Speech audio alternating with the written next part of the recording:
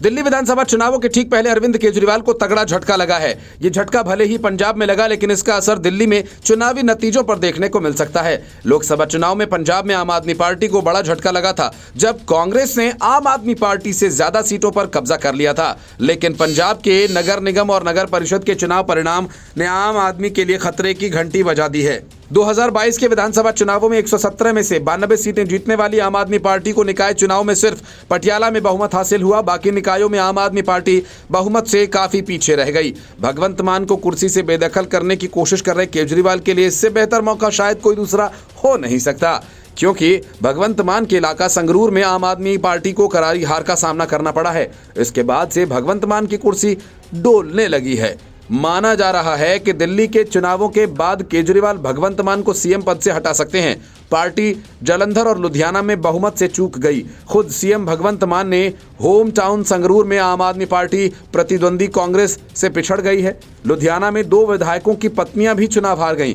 Local चुनाव में party की इस स्थिति से आम आदमी पार्टी को तगड़ा झटका मिल सकता है। पंजाब में सभी नगर निगमों के 961 वार्ड्स के नतीजे आ चुके हैं, जिसमें आम आदमी का प्रदर्शन उम्मीद के मुताबिक नहीं रहा। पार्टी का दावा यह है कि पार्टी ने कुछ 522 वार्ड में जीत हासिल की, जो 55% है। कांग्रेस को 20, बीजेपी को 7% और शिरोमणि अकाली दल को केवल 3% वार्ड्स में जीत मिली। पंजाब प्रदेश संयोजक अमन अरोड़ा ने कहा कि पार्टी को 31 नगर परिषदों में भी जीत मिली है।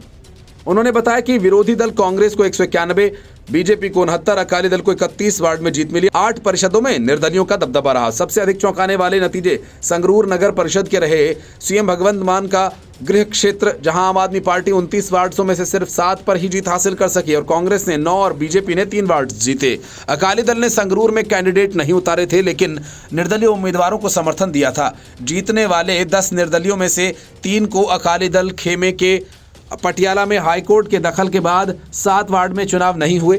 बीजेपी और कांग्रेस ने सरकार पर प्रशासन के दुरुपयोग का आरोप लगाया। पार्टी के 8 पार्षद पहले ही निर्विरोध चुन लिए गए और यहां चुनाव से पहले बीजेपी कैंडिडेट के नामांकन पत्र छीनने के बाद मामला कोर्ट तक पहुंच गया था और हाईकोर्ट ने राज्य सरकार को फटकार भी लगाई थी। कुल मिलाकर अभी तक आम आदमी पार्टी ने पटियाला में 45 में से 35 वार्ड्स पर कब्जा कर लिया। अकाली दल ने 2, कांग्रेस ने भाजपा ने 4 वार्ड जीते और आम आदमी पार्टी को बड़ा झटका पटियाला में लगा, जहां 95 में से 41 वार्ड जीते। कांग्रेस को 30, बीजेपी को 19, अकाली दल को 2 वार्ड्स मिले। 3 निर्दलीय उम्मीदवार भी जीते। 2 मौजूदा विधायक गुरप्रीत सिंह गोगी और अशोक पराशर की पत्नी चुनाव हार गईं। अमृतसर में भी कांग्रेस ने 85 में से 43 सीटें जीतकर आम आदमी पार्टी को पटखनी दी। अमृतसर में 4 सीटें जीतकर आम आदमी पार्टी दूसरे नंबर पर पहुंच गई। बीजेपी ने 9 और अकाली दल ने 4 सीटें झटक लीं। कांग्रेस 5 निर्दलियों के समर्थन से नगर परिषद पर राज करेगी। जालंधर में भी सत्ताधारी आम आदमी पार्टी 85 सदस्यों वाले निगम में 39 सीटें जीतने के बाद भी बहुमत से चूक गई। कांग्रेस को 34, बीजेपी को 19, बसपा को 1 और 2 निर्दलीय उम्मीदवारों ने जीत हासिल की।